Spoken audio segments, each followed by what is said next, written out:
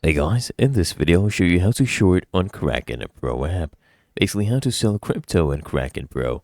First thing I want you to do is launch the app, and then you can come here and under spot and margin, just go ahead and select any crypto asset or any asset right here, or you can click here, trade.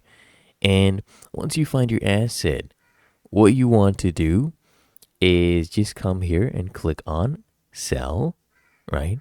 And then you can click on sell again.